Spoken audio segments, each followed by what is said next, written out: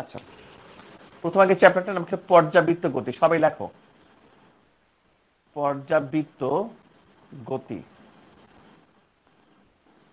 এটা হচ্ছে পদার্থ প্রথম পত্র। সবাই একটু ডেটটা লেখো, পদার্থ প্রথম পত্র। আজকে ডেট ছিল হলো, আজকে মেবি 10 তারিখ না? জি ওকে, স্যার। তাহলে দেখো পর্যাবৃত্ত গতি প্রথমে আমরা আলোচনা করতে গেলে, আচ্ছা পর্যাবৃত্ত গতি প্রথমে আমরা আলোচনা করব। প্রথমে আগে চিন্তা করবো স্যার, পর্যাবৃত্ত গতির আগে পর্যায়বৃত্তটা কি, এটা আমাকে জানতে হবে আগে। পর্যাবৃত্ত গতি, ওকে গতিটা আমরা রাখবো, এটা পরে নিয়ে আসবো। প্রথমে আমরা চিন্তা করব যে পর্যাবৃত্ত, হোয়াট ইজ পর্যাবৃত্ত, সেটা আমরা আলোচনা করব। পর্যাবৃত্ত হলো, দেখো যে আমরা চিন্তা করব যে নির্দিষ্ট স্থান বা সময়ের ব্যবধানে কোনো একটা জিনিস মানে পরপর বারে বারে ঘটা, মানে পুনঃ পুনঃ ঘটা। আমি আবার বলি, নির্দিষ্ট স্থান অথবা নির্দিষ্ট সময়ের ব্যবধানে, প্লিজ একটু খেয়াল করি আমরা আমরা আবার বলছি, এখানে একটা নির্দিষ্ট স্থান অথবা একটা নির্দিষ্ট সময়ের ব্যবধানে কোনো একটা ঘটনা পুনঃ পুনঃ ঘটা, মানে পরপর ঘটা। এই যে ঘটবে, এটাকে বলা হয় পর্যাবৃত্ত। আমি কিন্তু গতির দিকে এখনো বলছি না, আমি প্রথম আগে চিন্তা করবো পর্যাবৃত্ত। এই পর্যাবৃত্তটাই আমরা ক্লিয়ার করার পরে দেন আমরা পর্যাবৃত্ত গতির মধ্যে ঢুকবো। তাহলে পর্যাবৃত্তটা কি, দেখো আমরা একটু বলি। আমি আবার বলছি যে কোনো একটি স্থান অথবা কোনো এক নির্দিষ্ট সময় পর পর কোনো একটি ঘটনা ঘটা বা পুনঃ পুনঃ ঘটা। আমরা একটা বুঝতে পেরেছি। আমি এক সেকেন্ডে একটা ওয়ার্ড বলছি, সবাই একটু লেখো, জাস্ট সিম্পল একটা ওয়ার্ড লেখো। প্রথম লেখো পর্যায়বৃত্ত। প্রথম আমি লিখি একটু, প্রথম হলো পর্যায়বৃত্ত। এই পর্যায়বৃত্তের সংজ্ঞাটা আমি একটু বলে দিচ্ছি, কিছু খেয়াল করো। লেখো, নির্দিষ্ট স্থান বা সময়, সবাই একটু লেখো, নির্দিষ্ট স্থান বা সময়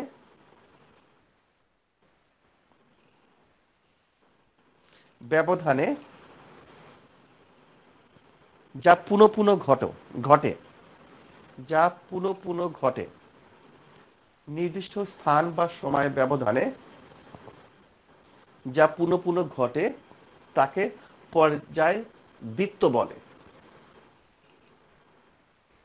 ব্যবধানে যা পুনঃ পুনঃ, হ্যাঁ, পুনঃ পুনঃ মানে কি, বারে বারে ঘটা, একই ঘটা, মানে এগেন এন্ড এগেন আমরা বলি না, একটা জিনিস বারে বারে ঘটে, এটাকে বলা হয় পুনঃ পুনঃ ঘটা। পুনঃ পুনঃ ঘটে তাকে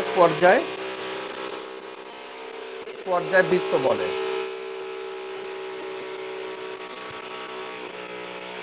ঠিক আছে, তাকে পর্যায়বৃত্ত বলে। এখন আমরা এখানে দুটো ওয়ার্ড অ্যাড করে দিয়েছি, সেই দুটো শব্দ আমরা একটু আলোচনা করব। প্রথম দেখো লেখা আছে যে নির্দিষ্ট স্থান আর নির্দিষ্ট সময়। তা আমার দুইটা শব্দ, কিন্তু একটা প্লিজ খেয়াল করো, আমি কিন্তু যে জিনিসটা বোঝানোর জন্য আমি মেইনলি টার্গেট করে দাঁড়ায় আছি সেটা হলো নির্দিষ্ট সময় এবং নির্দিষ্ট স্থান। এখন ধরো কোনো একটা ঘটনা, একটা স্থান, একটা নির্দিষ্ট স্থান পর পর যখন পুনঃ পুনঃ ঘটে, মানে কোনো কোনো ঘটনা আছে একটা নির্দিষ্ট দূরত্ব পর পর ঘটে। এখন যেমন আমি একটা এক্সাম্পল দিয়ে বলি, একটা চেক শার্ট, সুন্দর একটা চেক শার্ট, একটা চেক শার্ট মনে করো যে ব্ল্যাক অ্যান্ড হোয়াইট একটা চেক শার্ট। তাহলে একটা ব্ল্যাক থাকলো, একটা হোয়াইট, একটা ব্ল্যাক একটা হোয়াইট। তাহলে একটা ব্ল্যাক থেকে আরেকটা ব্ল্যাকের মাঝখানে যে ডিস্টেন্স বা দূরত্ব, এরপরে একটা ব্ল্যাক এবং একটা হোয়াইটের মাঝখানে দূরত্ব একই না? তাহলে দেখো হচ্ছে ব্ল্যাক যদি চিন্তা করো, তাহলে ব্ল্যাকটা একটা নির্দিষ্ট দূরত্ব পর পর একটা ব্ল্যাক বোল্ড মানে স্যার ড্রপ স্যার দিবে। এটা আরেকবার বলেন স্যার, এটা বুঝি নাই স্যার, এটা কিসের কথা ওকে, বলছেন? চেক শার্ট, এই যে আমরা যে জামা কাপড় গায়ে দিই, চেক জি চেক স্যার, শার্ট বুঝতে পরি পারছি। না, এই স্যার চেক বুঝতে শার্ট। পারছি। ওকে, তারপর আমি একটা ফিগার দিয়ে দিই।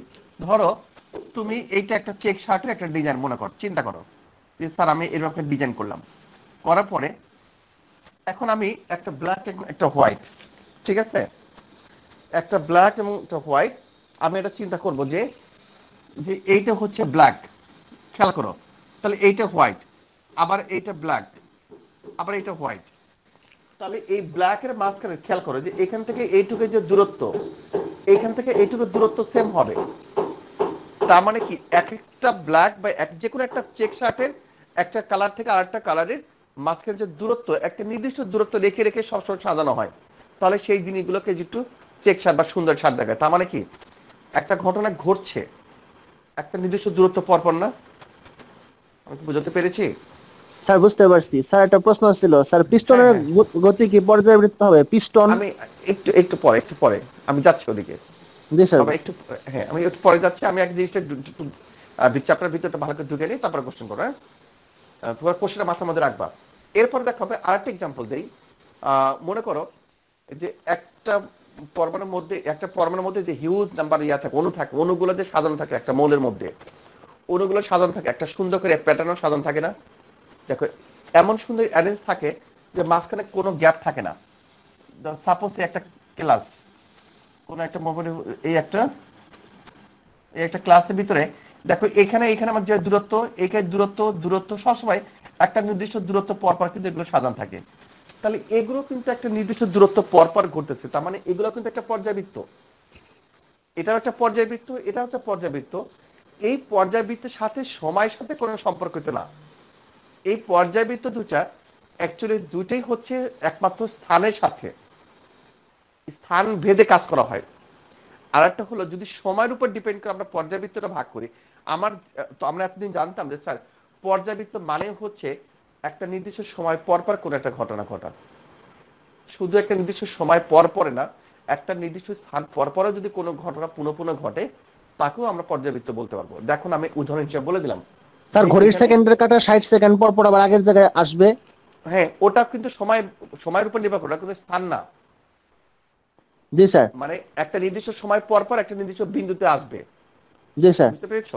হ্যাঁ, মানে ঘড়ির সেকেন্ডের কাটা 60 সেকেন্ড পর পর আবার আগের জায়গায় আসে। ওটা পর্যায়বৃত্ত, কিন্তু ওটা হলো একটা নির্দিষ্ট সময় পর পর একটা কোনো একটা জিনিস পুনঃ পুনঃ ঘটা। আমি জি কিন্তু স্যার। সংজ্ঞাতে প্রথমে বলে দিয়েছিলাম যে যদি কোনো ঘটনা একটা নির্দিষ্ট সময় এবং একটা নির্দিষ্ট স্থান পর পর পুনঃ পুনঃ ঘটে, তার মানে দুইটা শব্দ, একটা নির্দিষ্ট স্থান পর পর ঘটলেও হবে পর্যায়বৃত্ত।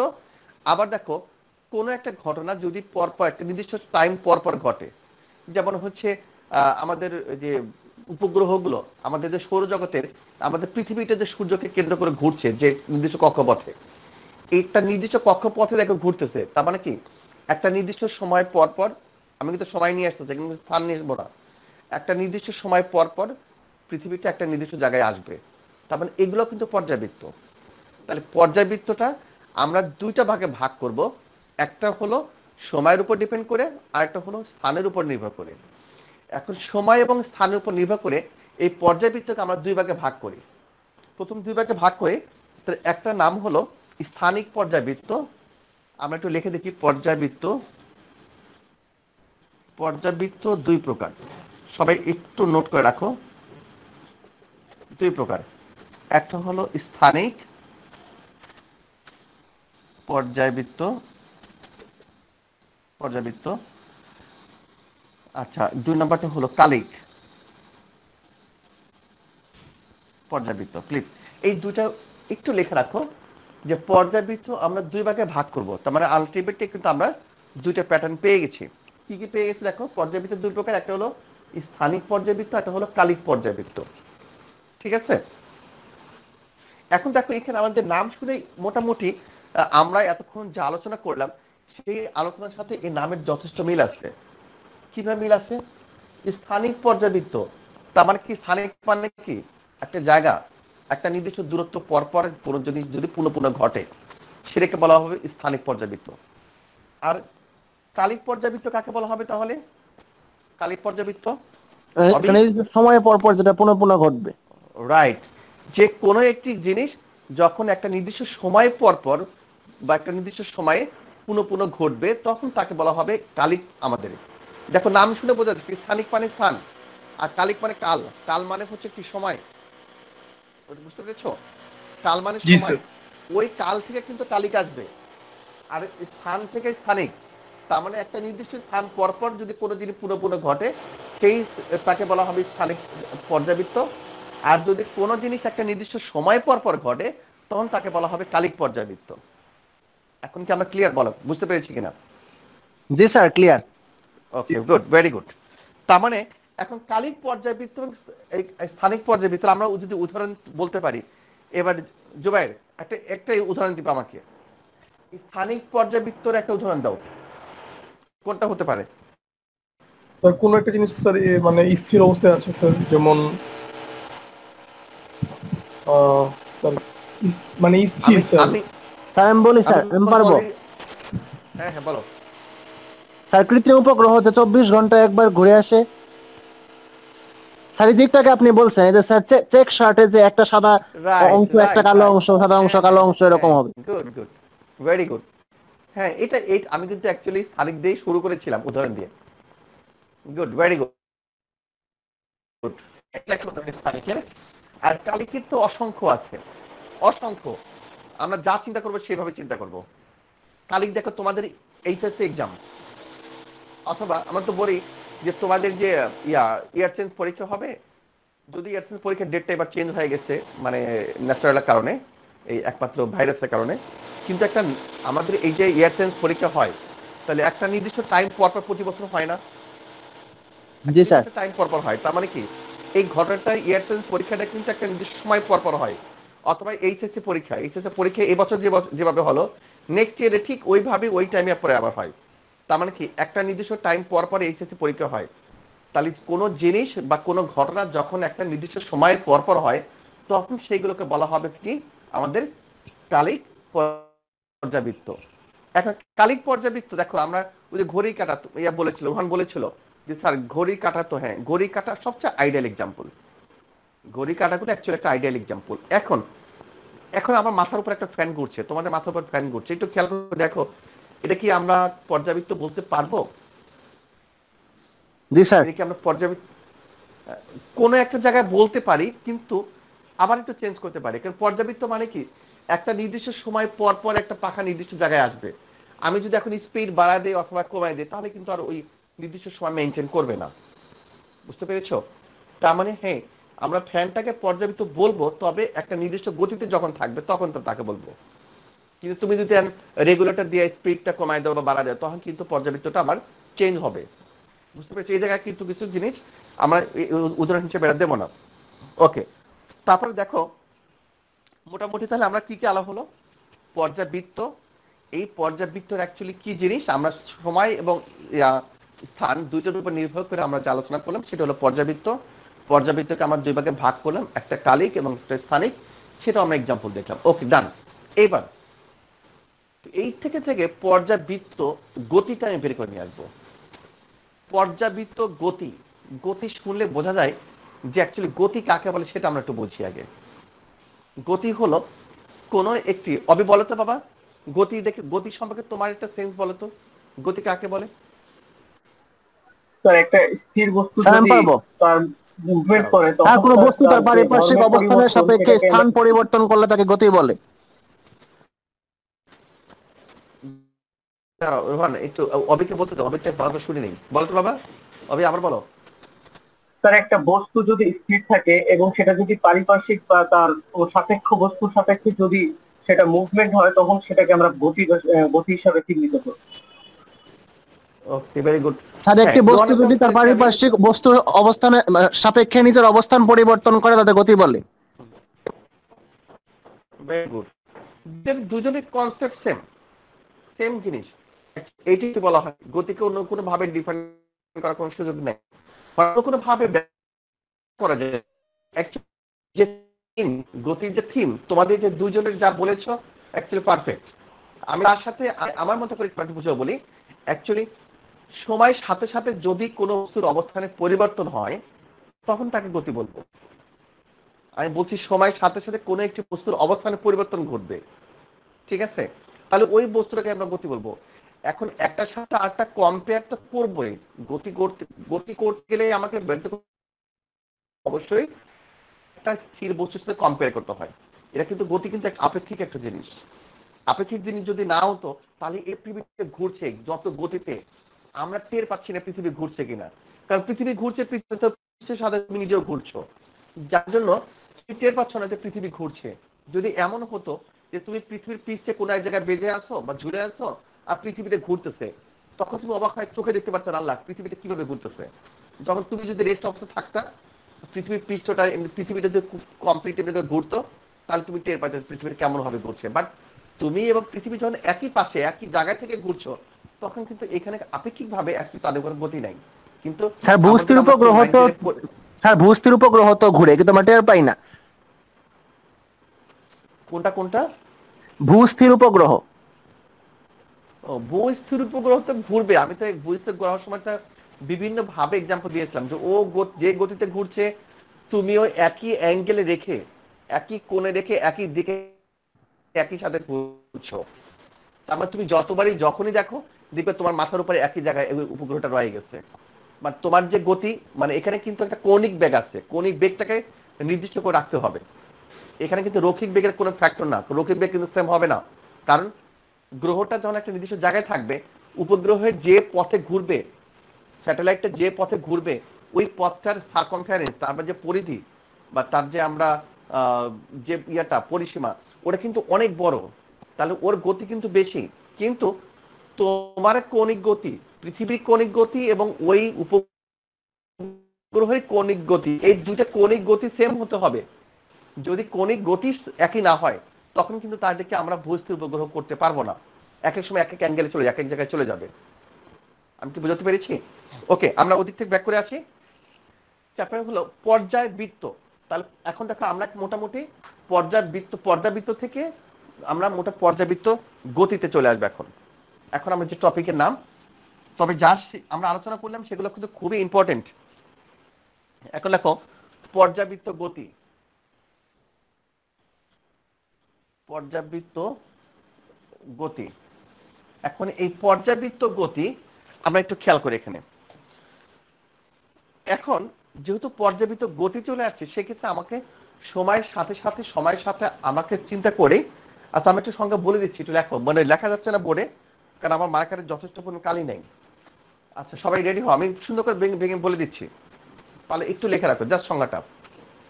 পর্যাবৃত্ত গতি লেখা, যখন কোনো বস্তুর গতি এমন হয় যে, যখন কোনো বস্তুর গতি এমন হয় যে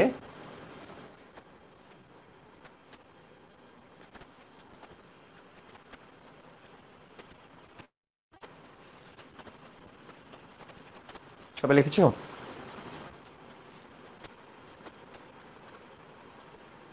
জি স্যার, আপনি বলেন। সবাই লিখেছো? যখন কোনো বস্তুর গতি এমন হয় যে বস্তুটি একটি নির্দিষ্ট সময় পর পর, বস্তুটি একটা নির্দিষ্ট সময় পর পর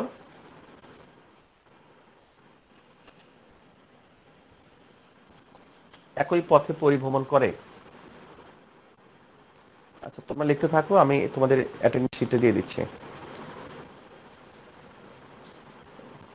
একই পথে পরিভ্রমণ করে।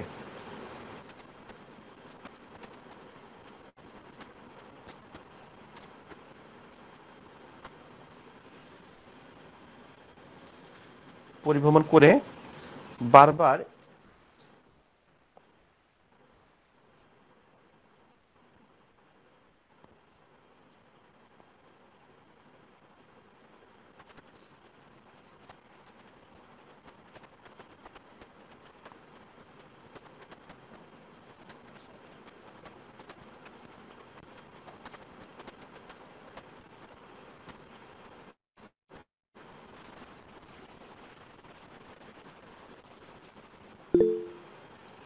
লিখছো করে বারবার একই অবস্থানে ফিরে আসে। স্যার ফর্মটা আসছে। বারবার একই, হ্যাঁ ফর্মটা একটু আগে ডেফিনিশন লিখে দাও, ডেফিনিশন লিখে দাও, তারপর ফর্মটা ফিল আপ করো।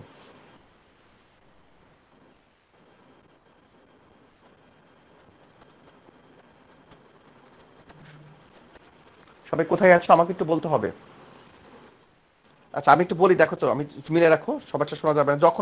যখন যদি কোনো বস্তুর গতি এমন হয় যে বস্তুটি একটি নির্দিষ্ট সময় পর পর একই পথে পরিভ্রমণ করে বারবার একই অবস্থানে দিয়ে বা ফিরে একই অবস্থানে ফিরে আসে, সবচেয়ে সহজভাবে লেখো, একই অবস্থানে ফিরে আসে। এবং একই দিকে চলতে থাকে, যেটা আমরা উল্লেখ করে দেই, ডেফিনেশন এটাই হবে, এবং একই দিকে চলতে থাকে, তখন তাদেরকে পর্যাবৃত্ত গতি বলে। স্যার আপনার কোনো কথাই শোনা যাচ্ছে না স্যার। হ্যালো স্যার স্যার শোনা যাচ্ছে না। শুনতে পাচ্ছ না? স্যার শুনতে পাচ্ছি। স্যার আমরা তো শুনতে পাচ্ছি স্যার। হ্যাঁ স্যার ঠিক আছে স্যার, ঠিক আছে স্যার, ঠিক আছে। আচ্ছা আচ্ছা, হয়তো তোমার ফোন করছে। ওকে বাবা, আমি আবার পুরো জিনিসটা একটু সুন্দর করে বলে রাখি, দেখো তো কারো কোনো ওয়ার্ড মিসিং হয়েছে কিনা, একটু মিলে রাখো, খাতা দিকে খেয়াল করো। প্রথম থেকে, যখন কোনো বস্তুর গতি এমন হয় যে বস্তুটি একটি নির্দিষ্ট সময় পর পর একই পথ পরিভ্রমণ করে বারবার একই অবস্থানে ফিরে আসে এবং একই দিকে চলতে থাকে, তখন তাদেরকে পর্যায়বৃত্ত গতি বলে। এখন এই পর্যায়বৃত্ত গতিগুলোকে আমরা বিভিন্ন ভাবে একটু আলোচনা করবো। এখন আমি সংজ্ঞাটা লিখে স্যার দিচ্ছি, আরেকবার একটু বলেন। পুরোটা। জি স্যার। আচ্ছা ঠিক আছে, বলছি, একটু খেয়াল করো।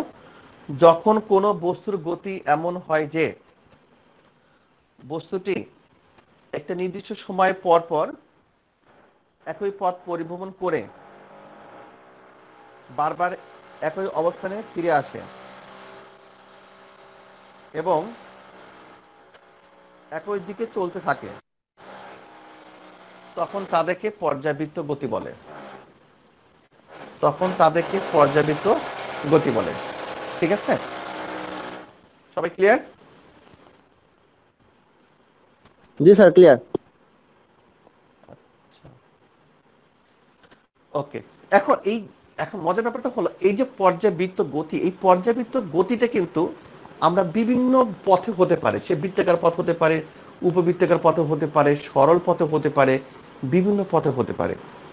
আমি আবার বলছি, এই পর্যাবৃত্ত গতিগুলোকে অ্যাকচুয়ালি নির্দিষ্ট কোনো দিক গতি নাই, মানে বৃত্তাকার পথে হতে পারে স্যার, একটা নির্দিষ্ট বিন্দুকে কেন্দ্র করে বা একটা নির্দিষ্ট কক্ষকে কেন্দ্র করে একটা নির্দিষ্ট দূরত্ব রেখে একটা বিন্দু চতুর্পাশে ঘুরছে। এটা কিন্তু তার, যেমন আমাদের ঘড়ি কাঁটা, এটা কিন্তু একটা বৃত্তাকার পথে সে ঘুরছে। আবার দেখো, আমাদের সৌরজগতের কোনো কিছু বৃত্তাকার পথে নাই, সবসময় এদিকে বলা হয়, মানে এগুলো বলা হয় পরিবৃত্ত, অধিবৃত্ত বলা হয়, ইলিপস বলা হয়। তার মানে কি, আমাদের পৃথিবীকে কেন্দ্র করে যে চন্দ্র যে ঘুরছে, ও কিন্তু যে পথে ঘুরছে সে পথটা কিন্তু ইলিপসের মতো, মানে পুরোপুরি গোল না স্যার একটা ডিমের মতো। হ্যাঁ, এটা তার মানে ও যে পথে ঘুরবে সে পথটা কিন্তু অ্যাকচুয়ালি সার্কুলার কোনো পথ না, দ্যাট মিন্স কোনো বৃত্তাকার কোনো পথ না।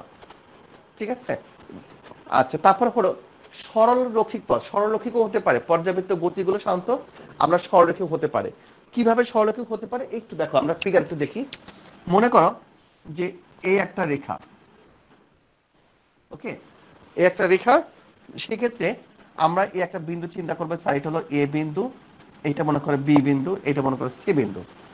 তাহলে এ বিন্দু থেকে কোনো একটি বস্তু, ধরো এ বিন্দু থেকে কোনো একটি বস্তুকে প্রথমে আমি বি বিন্দুতে নিয়ে গেলাম, বি বিন্দুতে যাওয়ার পরে আবার সে এ বিন্দুতে চলে আসলো, এ বিন্দু থেকে যাওয়ার পরে আবার সি বিন্দুতে চলে গেল, সি বিন্দু থেকে ধাক্কা খেয়ে বা এখান থেকে ব্যাক করে আবার এ বিন্দুতে আসলো। তার মানে কি, দেখো তো এইটুকুর মধ্যে বারে বারে ঘুরছে না? তাহলে এখানে যখন আসবে একটা নির্দিষ্ট সময় পর পর এখানে আসবে একটা বিন্দু, একটা বস্তু, অথবা একটা বস্তু একটা নির্দিষ্ট সময় পর এখানে আসবে, অথবা একটা নির্দিষ্ট সময় পর এখানে আসবে। তাহলে একবার কারোর সময় কিন্তু প্রত্যেকটা সময় কিন্তু সেম হবে, পুরা জিনিসটা ঘুরে আসতে। দেখো একটু খেয়াল করে, স্যার এখান থেকে স্টার্ট করলাম, স্টার্ট করার পরে এখানে গেল, এখানে যাওয়ার পরে যাইতে যে সময় লাগলো এবং ওখান থেকে ব্যাক করে আসতে যে সময় লাগবে একটা নির্দিষ্ট সময়। আবার দেখো এইখান থেকে যখন যাবে, যে এখান থেকে ধাক্কা খেয়ে বা এখান থেকে ব্যাক করে আবার যখন আসবে ওর একটা নির্দিষ্ট সময়, আবার সি বিন্দু একটা নির্দিষ্ট সময়। তার মানে প্রত্যেকটা বিন্দুরই একটা নির্দিষ্ট সময় পর পর একটা নির্দিষ্ট জায়গায় এসে আসবে। তাহলে এই ধরনের রৈখিক এটা কিন্তু হতে পারে।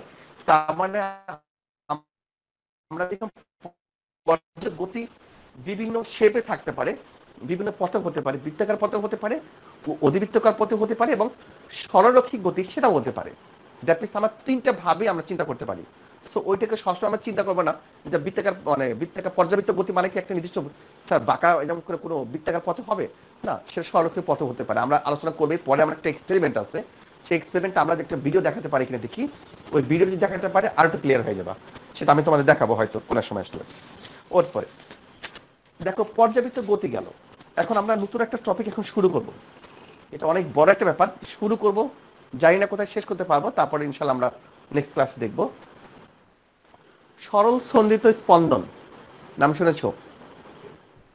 সরল সন্ধিত স্পন্দন, জি স্যার। হ্যাঁ এটা নাম শুনেছো। এই কনসেপ্টটা কারো আছে কিনা আমি জানি না, না থাকাটাই স্বাভাবিক। আর আমি এই জিনিসটা সুন্দর করে একটু বোঝানোর চেষ্টা করব, যাকে বলা হয় simple harmonic motion. Simple harmonic motion আমরা ওয়ার্ডটা একটু জড়িয়ে রাখি, কারণ এখানে তোমাদের কিছু কিছু জিনিস আমি একটু বলে রাখি। হয়তো আমরা তোমাদের টোটালি বাংলা ভাষণে বাংলা মিলে পড়াচ্ছি, কিন্তু তোমাদের বেটারমেন্টের জন্য আমরা চেষ্টা করি যে সবসময়, অন্তত আমি চেষ্টা করি যে মেইন টপিকগুলো, প্রত্যেকটা যে টপিকটা আমরা পড়াই, প্রত্যেকটা টপিকের যে হেডিংটা আমি তো বারবার চেষ্টা করি তোমাদের ইংলিশটাকে একটু শোনানোর জন্য। তোমরা মনে রাখার প্রয়োজন নাই, তোমার এটা মনে রাখতে হবে, এটা মনে রাখার প্রয়োজন নাই, জাস্ট শুনবা, মনে যদি শোনার পর আবার ভুলে যাও। এটা কি হবে, তুমি যখন আপনার এইচএসসি তে পরে যখন হায়ার স্টাডিতে যাবা, তখন এই বাংলা ভাষণ কোনো বই থাকবে না, টোটালি ইংলিশ ভাষণ বই পাবা। তখন দেখবে যে ওই টপিকের সঙ্গে নাম শুনে মনে রাখবে, ও আচ্ছা স্যার না বলছিল সিম্পল হারমোনিক মোশন। এখন একজ্যাক্টলি মেমোরাইজ করার প্রয়োজন নাই, ঠিক ওইখানে যখন দেখবে সিম্পল হারমোনিক মোশন, তখনই আসলে মনে হবে যে ও আচ্ছা সিম্পল হারমোনিক মোশন এইটা স্যার বলেছিল একদিন। সিম্পল হারমোনিক মোশন মানে সরল সন্ধিত স্পন্দন। সিম্পল হারমোনিক মোশন, সরল সন্ধিত স্পন্দন। আমরা এখন সেই সরল সন্ধিত স্পন্দন আলোচনা করব। অসম্ভব মজার একটা জিনিস, আমরা একটু আলোচনা করি। দেখো প্রথমে লেখো, হেডিংটা লেখো, সরল সন্ধিত স্পন্দন। এখন এই সরল সন্ধিত স্পন্দন, প্রথম আগে ছিল স্যার স্পন্দন, এরপরে সরল সন্ধিত আমরা যাচ্ছি। স্পন্দন মানে কি? স্পন্দন মানে হচ্ছে কোন একটা জিনিস কম্পমান হওয়া, তাই না, কাঁপা, একটা বিশেষ সময় পরে ভাইব্রেট হবে। যেমন আমাদের এসি কারেন্ট, এটা কিন্তু স্পন্দন যাচ্ছে, এটা একটা স্পন্দন। আচ্ছা আমরা দেখো প্রথম আগে ছিল সরল দোলকের নাম শুনেছ? সরল দোলক, আমি একটা জিনিস আঁকাবো, এই চিত্রটা দিকেই আমরা শুরু করব। ধরো এখানে একটা সুতা দিয়ে একটা বস্তুকে আমি ঝুলাই দিলাম, খেয়াল করো, একটা সুতা দিয়ে একটা বস্তুকে আমি ঝুলাই এমনি রেখে দিলাম। যে বস্তুটাকে আমরা ঝুলা দেবো সেই বস্তুটার নাম হলো বব। আমরা কি বলবো? বব। এটা সবসময় আমরা বব বলে জানি। তাহলে এই যে বস্তুকে ঝুলা দেবো সেটার নাম হলো বব। এখন এই বস্তুটাকে যখন ঝুলাই দেব, এই যে অবস্থা থাকবে, এখন কিন্তু সে কম্পমান অবস্থা নাই, স্থির অবস্থায় আছে, তখন তাকে বলা হয় সাম্য অবস্থা। যে অবস্থায় সে স্থির থাকবে, কোন রকমের এদিকে ওদিকে দুলবে না, কোনো স্পন্দন হবে না, তখন ওই অবস্থাটাকে বলা হয় সাম্য অবস্থা। এবার আমরা চিন্তা করি, এই সাম্য অবস্থায় কোন একটি বস্তুকে আমি কি করলাম, এখান থেকে তুলে নিয়ে আসবো, এখানে ধরবো, ধরার পরে আমি এখান থেকে এখানে নিয়ে আসবো। সাপোজ আমি এই বিন্দুতে নিয়ে আসলাম, দেখো তো এরকম হবে না? এই বিন্দুতে নিয়ে আসার পরে আমি ধরলাম এখানে ও বিন্দু, আমি এ বিন্দুতে নিয়ে আসলাম।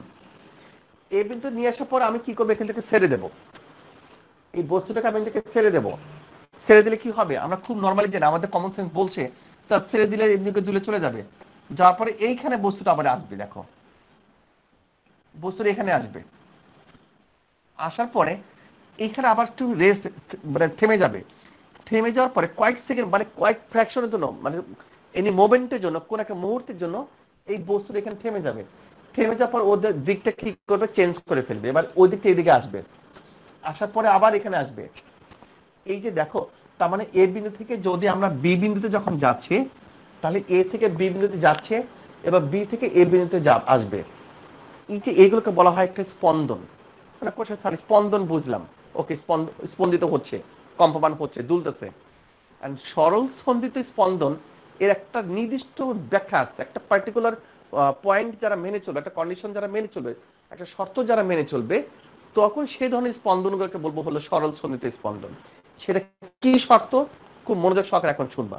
সেটা হলো, দেখো আমি এ বিন্দু থেকে ও বিন্দুতে, বোর্ড দেখা যাচ্ছে সবাই? বোর্ড দেখতে অসুবিধা হচ্ছে? না স্যার, সমস্যা নেই। আচ্ছা, বোর্ড ক্লিয়ার দেখা যাচ্ছে বাবা? জি স্যার, ক্লিয়ার আছে। ওকে, তাহলে আমরা এ বিন্দু থেকে যখন কোন একটা জিনিস ও বিন্দুতে যাব, এই জায়গাটা খুবই মনোযোগ সহকারে একটু বুঝবা। দেখো আমি ধরলাম এই থেকে দূরত্ব হলো x। আমি দেখো এ বিন্দু থেকে ও বিন্দু দূরত্ব ধরলাম আমি x। একটা বস্তু যখন এখানে নিয়ে আসবা, নিয়ে এসে ছেড়ে দিবা, যখন নিচের দিকে চলে যাবে তার একটা ত্বরণ থাকবে। আমি কোশ্চেন, ত্বরণ কোন বিন্দু পর্যন্ত হবে? সাম্য অবস্থায় এই বিন্দু পর্যন্ত ত্বরণটা হবে, এর পরের ত্বরণ কিন্তু থাকবে না। কারণ এখান থেকে বস্তু যখন এই সাম্য অবস্থার বিন্দুটাকে পার করে এদিকে চলে যাবে, তখনকার ত্বরণ থাকবে না, তখন আস্তে আস্তে মন্দন হয়ে যাবে। আবার বি বিন্দু থেকে যখন বস্তু তুমি ছেড়ে দিবা বা ওখান থেকে যখন চলে আসবে, তখন বি বিন্দু থেকে ও বিন্দু পর্যন্ত আবার একটা ত্বরণ হবে। আমরা রাইট? আমি বুঝতে পেরেছো? জি স্যার। একটা বস্তু যখন দুলবে, সর্বোচ্চ ম্যাক্সিমাম যে বিন্দুতে যাবে, এখান থেকে যখন নিচের দিকে আসবে, তখন তার একটা নির্দিষ্ট বিন্দু পর্যন্ত তার ত্বরণ হবে। হওয়ার পরে আবার ত্বরণটা আবার আস্তে আস্তে মন্দন হয়ে উপরে চলে যাবে, এরপর আবার দেখো এভাবে দুলবে। কি সামি বোঝা যাচ্ছে? জি স্যার, বোঝা যাচ্ছে। সামি? জি স্যার। Okay good. জি চুপচাপ স্যার, কেন, বুঝতে ঘুমাচ্ছ নাকি? আমার মেয়েগুলো নো কোথায়? স্যার, মানে বুঝতেছি তো স্যার, কোনো প্রশ্ন নাই কারণে। না, কোশ্চেন করবা তাহলে বোঝা যাবে হ্যাঁ আমার ছেলে আছে। আর আমার মেয়েগুলো কোথায়? মেয়ে এক কোনো ভাষা নাই, কোনো ইয়া নাই। তোমরা কি আসো ক্লাসে? নাই স্যার, ঘুমায় ঘুমায়। হ্যাঁ স্যার আছে। আছে আছে আছে। জি স্যার আছি। Very good. মাঝে মাঝে কথাটা তো বলেন যে স্যার আমরা আছি। ঠিক আছে? তৌসিফ, তৌসিফ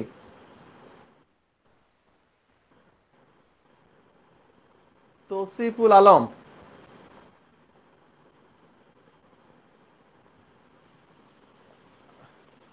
তৌসিফের নাম দেখা যাচ্ছে কিন্তু তৌসিফ কই, কথা বলছে না কেন? আচ্ছা থাক। এখন দেখো তাহলে আমরা যে জায়গাটায় প্লিজ, আমার টাইম অলরেডি বড় হয়ে গেছে, জাস্ট একটু খেয়াল করো, আমরা এই জায়গাটা একটু শেষ করব। যে সরল স্পন্দিত স্পন্দন মানে এ বিন্দু থেকে যখন কোনো একটি বস্তু ও বিন্দুতে যাবে, তখন তাদের মাঝখানে দূরত্ব ধরবো হলো x। প্লিজ খেয়াল করো, যখন এই দূরত্বটা এখান থেকে আমি ছেড়ে দেবো, ত্বরণটা যখন আস্তে আস্তে বাড়বে, ত্বরণ যদি বাড়ে তখন তার দূরত্ব যে কমে যাচ্ছে না, দেখো তো দূরত্ব আগে এখান থেকে চলে এখানে মনে করো 20 মিটার, এখন দূরত্ব আস্তে আস্তে কমে যাবে। কোন সময় 18 মিটার হবে, 15 মিটার হবে, 10 মিটার হবে, তার দূরত্ব কমে যাচ্ছে, কিন্তু আমার ত্বরণটা কি হচ্ছে? ত্বরণটা বাড়তেছে, তাই না? তাহলে আমরা একটা জিনিস খেয়াল করবো, এই ত্বরণটা কার উপর নির্ভর করে? দূরত্বের উপর নির্ভর করে। কিভাবে নির্ভর করবে? এই বস্তুটা যদি অনেক উপরে নিয়ে আসো, সাপোজ এই বিন্দুতে এখানে হয়, এখানে আসতো, তখন তার ত্বরণটা বেশি হতো না? ত্বরণটা বেশি হতো। এই বস্তুটা কিন্তু আমি এখান থেকে এখানে নিয়ে আসলাম, তখন ত্বরণটা বেশি হয়ে যেত। তার মানে কি, দূরত্ব যদি বাড়াও, ত্বরণের মান সেখানে বাড়বে। আর এই বস্তুটাকে দূরত্ব যদি এখান থেকে এখানে না রেখে যদি আমি এখান থেকে অল্প একটু দূরে ছড়া নিয়ে এসে ছেড়ে দাও, তখন ত্বরণের মানটা খুব ছোট হবে, অল্প ত্বরণ হবে। তার মানে ত্বরণের মানটা নির্ভর করে কার উপরে? দূরত্বের উপরে। এখন এখানে সরল সন্ধিত স্পন্দনের মেইন কাজটাই হলো, এখানে যে ত্বরণটা হবে, এই ত্বরণটা এই দূরত্বের সমানুপাতিক। দূরত্ব যদি আমরা বাড়াই, ত্বরণের মানটা বাড়বে, দূরত্ব যদি আমরা কমাই, ত্বরণের মানটা কমে যাবে। বাট এখানে আরেকটা শর্ত হলো, একটা আরেকটা বিপরীতমুখী। ত্বরণ এবং দূরত্ব একটা আরেকটা বিপরীতমুখী। খুব স্বাভাবিক স্যার, ত্বরণ একটা বাড়তেছে, দেখো দিকটা কমে যাচ্ছে, দূরত্বটা কমে যাচ্ছে। তার মানে কি, এর জন্য এখানে একটা মাইনাস সাইন দিতে হয়। এখন এই যে আমি শর্তটা বললাম, অ্যাকচুয়ালি যে সকল স্পন্দনগুলো, আমি এখন বলি যে সকল স্পন্দনগুলো এই যে এই শর্তটা মেনে চলে, কোন শর্ত মেনে চলে?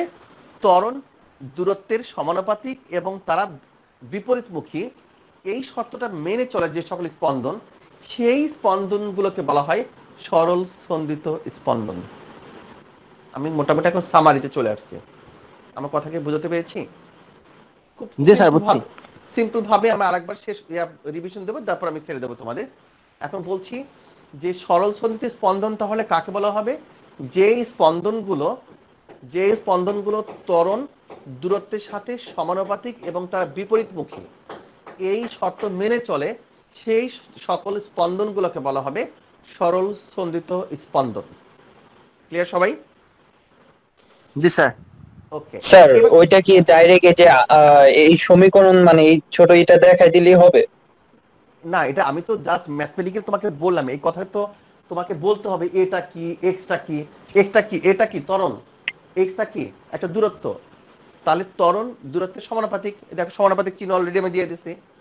এখন মাইনাস সাইনটা কেন দেওয়া হয়েছে, যে তারা বিপরীতমুখী, একটার সঙ্গে আরেকটা বিপরীতমুখী, এর জন্য মাইনাস সাইনটা দেওয়া হয়েছে এখানে। তাহলে এই শর্তগুলো যে সকল স্পন্দন মেনে চলবে সেই সকল স্পন্দনগুলোকে বলা হবে সরল সন্নিহিত স্পন্দন। আচ্ছা, এখন তোমাদের ছোট্ট একটা হোমওয়ার্ক আমি দিয়ে রাখবো এবার আজকে। আমি এখানে দিচ্ছি হোমওয়ার্ক, বৈশিষ্ট্যগুলো, এই সরল সন্নিহিত স্পন্দনের বৈশিষ্ট্য, সিম্পল হারমোনিক মোশন, এটা নোট করে রাখো একটু, লেখো।